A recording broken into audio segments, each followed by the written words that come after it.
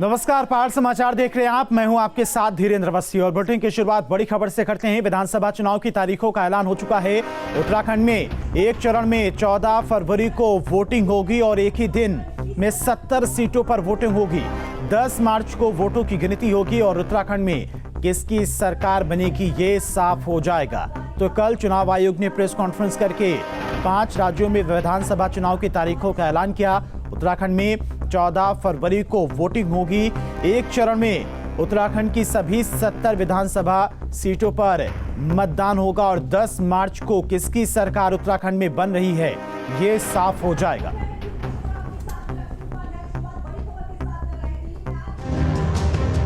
उत्तर प्रदेश की 18वीं विधानसभा के लिए चुनावी बिगुल बज चुका है। चुनाव आयोग ने तारीखों का ऐलान कर दिया है। उत्तर प्रदेश में सभी 403 सीटों पर 7 चरणों में चुनाव कराए जाएंगे। Uttar Pradesh 7th phase. Issue of notifications 10th February. Last date of nominations 17th February. Scrutiny of nominations 18th February. Last date of withdrawal of candidature is 21st February and date of poll is 7th March. So on 7th March all polling will be over and the date of counting is 10th March 2022, that is Thursday. पहला चरण का चुनाव 10 फरवरी को कराया जाएगा। दूसरा चरण का मतदान 14 फरवरी को होगा। तीसरे चरण का मतदान 20 फरवरी को होगा। चौथे चरण की वोटिंग 23 फरवरी को होगी। पांचवें चरण का मतदान 27 फरवरी को होगा। छठे चरण का मतदान 3 मार्च को होगा और 7वें चरण की वोटिंग 7 मार्च को होगी। 10 मार्च को वोटों की गिनती कराई जाएगी। वहीं उत्तराखंड की 70 सीटों के लिए भी चुनाव का ऐलान कर दिया गया है। देवभूमि में एक चरण में 14 फरवरी को चुनाव कराया जाएगा और 10 मार्च को नतीजे आएंगे। चुनाव की तारीखों के ऐलान के साथ ही प्रदेश में आचार संहिता लागू हो गई है। चुनाव के दौरान कोरोना गाइडलाइन को लेकर भी खास निर्देश दिए गए हैं। चुनावी रैलियों, मतदान से लेकर चुनाव परिणाम आने तक कोरोना के नियमों का पालन करना अनिवार्य होगा। चुनाव आयोग के मुताबिक 900 पर्यवेक्षक पूरी चुनाव प्रक्रिया पर नजर रखेंगे। Team news state. 2022 के महासमर का महाबिगुल बजा। 5 राज्यों में चुनाव और मतदान को लेकर चुनाव आयोग ने तारीखें जारी कर दी, लेकिन इस बार हो रहे चुनाव को अलग बनाता है कोरोना का बढ़ता खतरा। देखिए रिपोर्ट।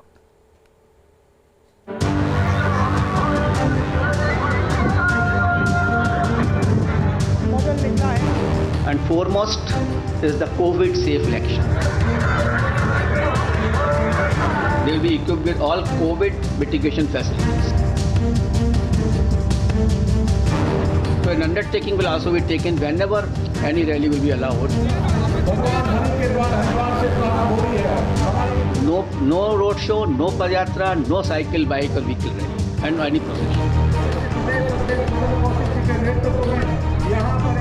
कोरोना में किस तरह होंगे चुनाव? कैसे रखा जाएगा सोशल डिस्टेंसिंग का ख्याल? भीड़ जुटने से कैसे रुकेगी? चुनाव कर्मचारियों का क्या होगा? चुनाव से जुड़े ऐसे ही सवाल बार बार सामने आ रहे थे। लोग सोच रहे थे कि बढ़ते कोरोना में चुनाव हो भी पाएंगे या नहीं। इन सब सवालों का जवाब आज चुनाव आयोग ने दे दिया। We strictly followed with each and every person who is involved in the campaign. अब हम आपको एक एक कर बताते हैं कि आखिर कोरोना काल में ये चुनाव किस तरह कराए जाएंगे। क्या है वो ब्लूप्रिंट जिसके जरिए न सिर्फ चुनाव हो जाएगा बल्कि कोरोना फैलने से भी रोकने की हर मुमकिन कोशिश की जाएगी। कोरोना में चुनाव plan number 1।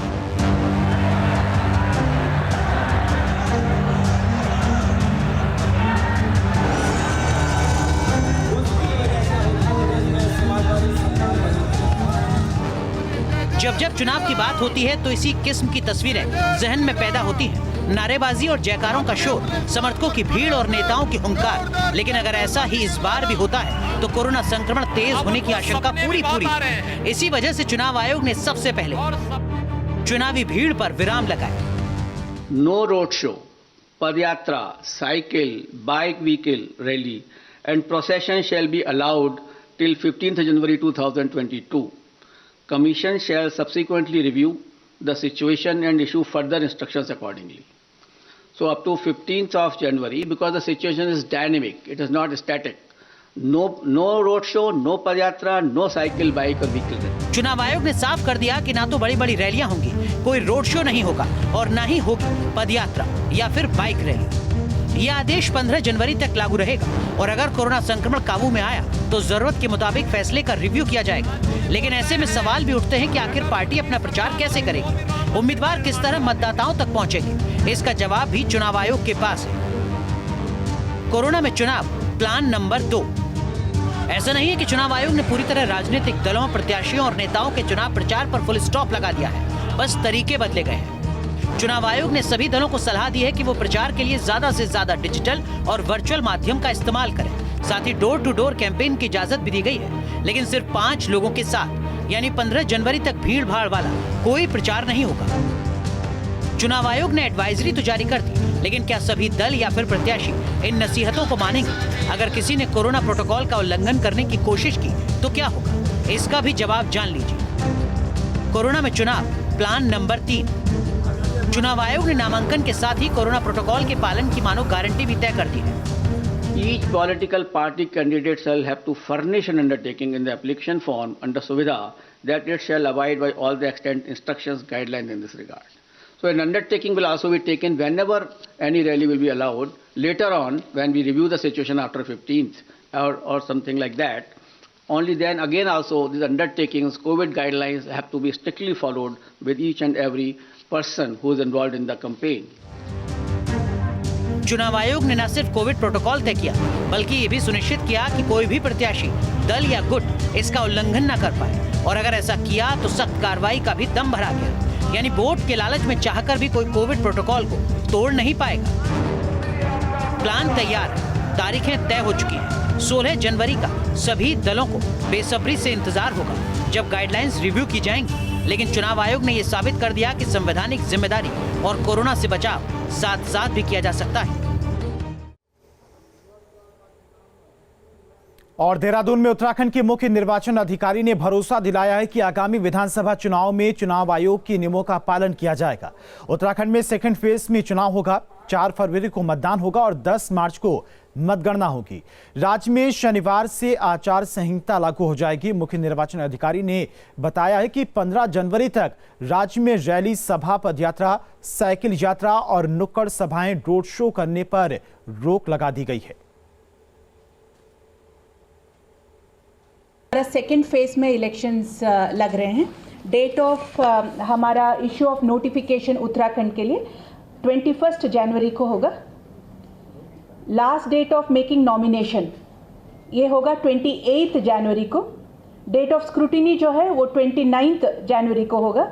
Last date of withdrawal जो है 31 जनवरी को होगा। डेट ऑफ पोल, मतदान का जो दिनांक है वो 14 फरवरी को होगा। डेट ऑफ काउंटिंग 10 तारीख मार्च को होगा।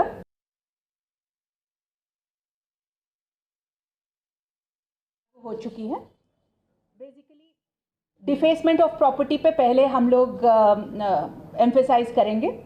जो डिफेसमेंट ऑफ गवर्नमेंट प्रॉपर्टी है वो 24 आवर्स के अंदर हमें इसका पूरा निगरानी करनी है। तो उसके लिए हमारा जो FSTs है, फ्लाइंग स्क्वाड्स है, ये हर असेंबली कॉन्स्टिट्यूंसी के लिए 3-3 फ्लाइंग स्क्वाड्स है, तो उनको इमीडिएटली ऑपरेशन में लाएंगे। फ्लाइंग स्क्वाड में एक मैजिस्ट्रेट प्लस 3 से 4 पुलिस की लोग होंगे।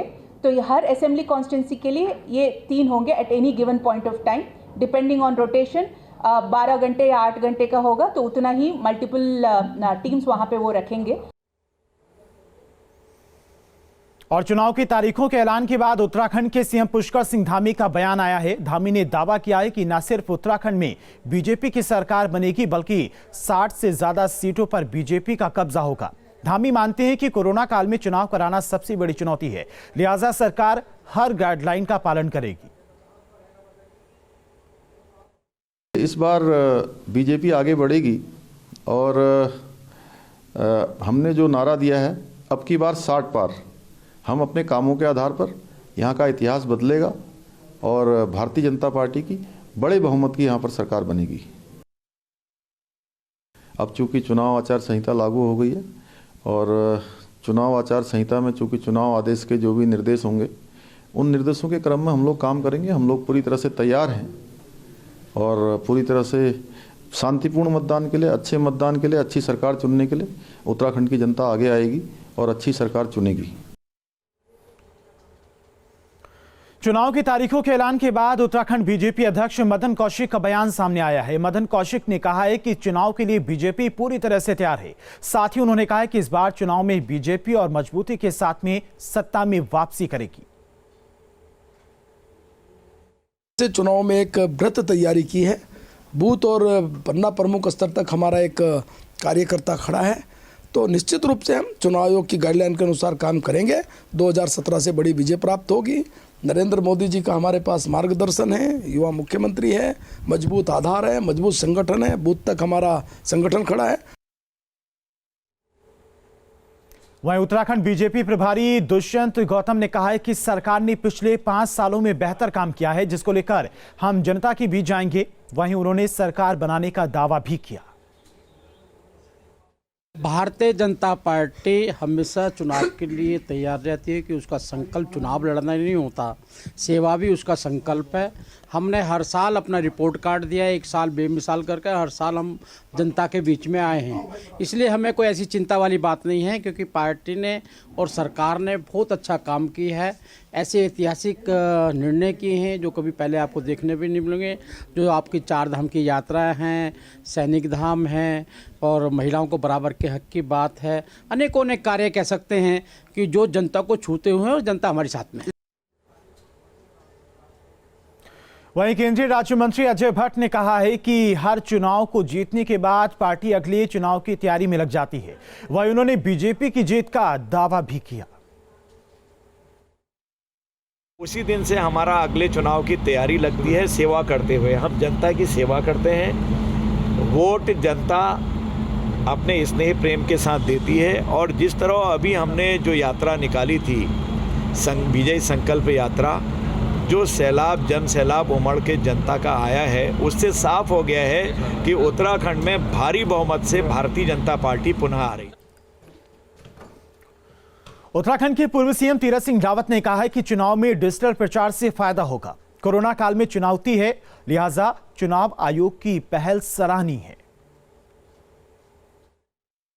जिस तरह कोविड तेजी से फैल रहा है, उसको देखते हुए आपका वर्चुअल वीडियो कॉन्फ्रेंस और छोटी संख्या में घर घर जाना, संपर्क करना, ये मैं कह सकता हूँ कि सबके लिए ये अच्छा है और स्वास्थ्य की दृष्टि से भी ठीक है।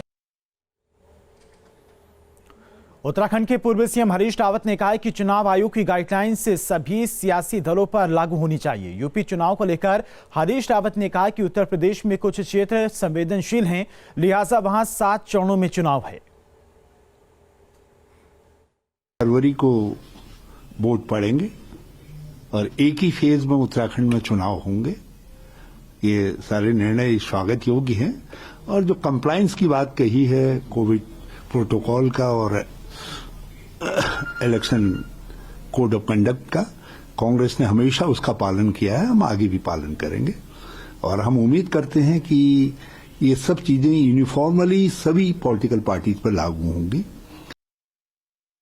सबसे बड़ी बात यह है कि उन्होंने एक फेज और घटाया है। अब 7 फेजों में इन 5 राज्यों में चुनाव होंगे, जैसे उत्तर प्रदेश जैसे राज्य में, और मणिपुर जो लॉ एंड ऑर्डर के हिसाब से बड़ा सेंसिटिव स्टेट है, उनके लिए ये महत्वपूर्ण बातें हैं। उत्तराखंड में चुनाव की तारीखों के ऐलान के बाद सियासी हलचल बढ़ गई है। पूर्व मंत्री यशपाल आर्य ने चुनाव में कांग्रेस की जीत का दावा किया है। उन्होंने कहा है कि जनता इस समय बदलाव चाह रही है। बदलाव चाह रही है जनता में। जबरदस्त आक्रोश है भारतीय जनता पार्टी सरकार के प्रति, उत्तराखंड सरकार के प्रति, और ये इस बात का संकेत है कि जो आक्रोश है वो वोट में तब्दील होगा और भारतीय जनता पार्टी के खिलाफ वोट। 5 राज्यों में चुनाव की तारीखों के ऐलान के बाद कांग्रेस भवन में पार्टी कार्यकर्ताओं ने जमकर आतिशबाजी की। तस्वीरें कांग्रेस भवन की हैं, जहां पर पार्टी कार्यकर्ताओं ने जमकर आतिशबाजी की है।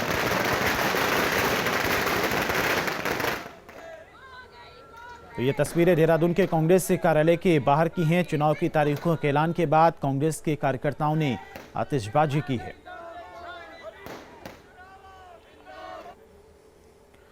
और 5 राज्यों में चुनाव की तारीखों के ऐलान के बाद आम आदमी पार्टी की प्रवक्ता आतिशी मार्लेना ने कहा है कि आम आदमी पार्टी सभी गाइडलाइंस का पालन करेगी।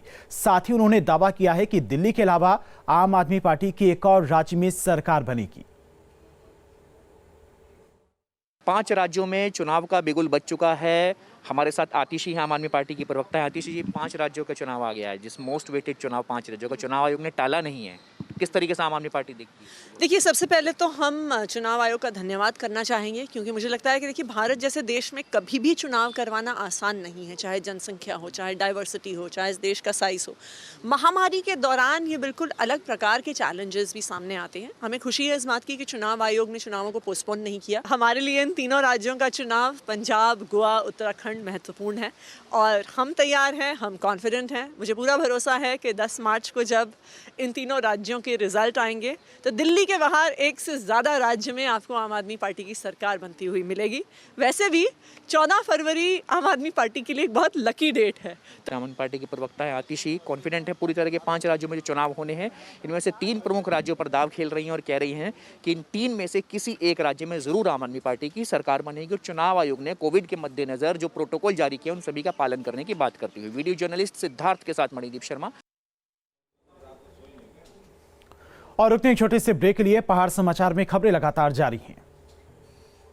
ब्रेक के बाद चलिए आगे बढ़ते हैं। देहरादून में उत्तराखंड आम आदमी पार्टी के सीएम उम्मीदवार कर्नल अजय कोठियाल ने प्रेस कॉन्फ्रेंस की।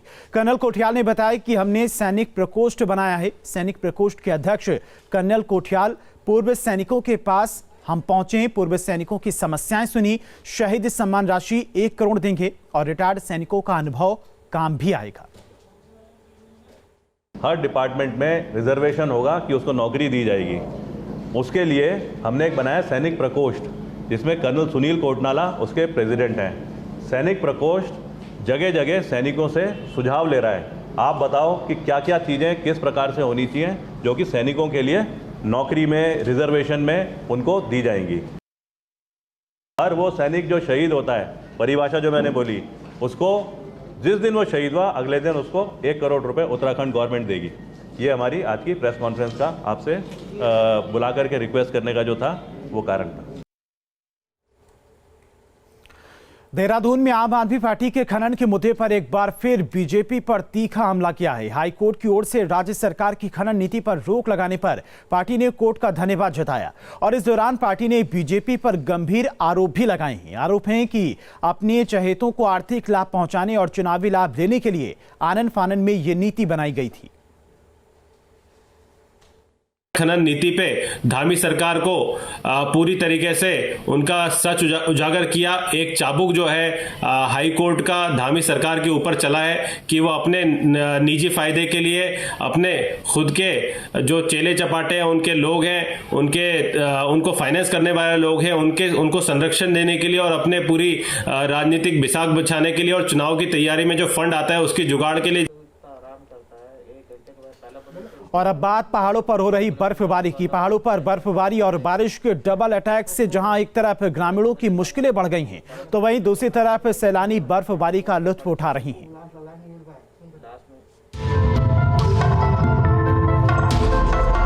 सफेद हुए पहाड़, ठंड बेशुमार, बर्फबारी और बारिश का डबल अटैक, बर्फीली वादियों में सैलानियों की मस्ती, जनजीवन अस्त व्यस्त, घरों में दुबके ग्रामीण, गौरीकुंड केदारनाथ पैदल मार्ग क्षतिग्रस्त। जी हां, इन दिनों सफेद पहाड़ है और ठंड बेशुमार है। घरों में लोग दुबके हुए हैं, सड़कों पर फिसलन है और पर्यटकों से वादियां गुलजार हैं। उत्तराखंड के पहाड़ों पर बर्फबारी और बारिश के डबल अटैक ने ग्रामीणों की मुश्किलें बढ़ा दी हैं, तो वहीं दूसरी तरफ सैलानी बर्फबारी का जमकर लुत्फ उठा रहे हैं। केदार घाटी के ऊंचाई वाले इलाकों में जमकर बर्फबारी हो रही है। मदमहेश्वर, तुंगनाथ, चोपता, कार्तिक स्वामी, तोशी, पंचाली कांठा सहित अन्य ऊंचाई वाले क्षेत्रों में भी बर्फबारी हो रही है, जबकि निचले इलाकों में बारिश से जनजीवन अस्त व्यस्त हो गया है।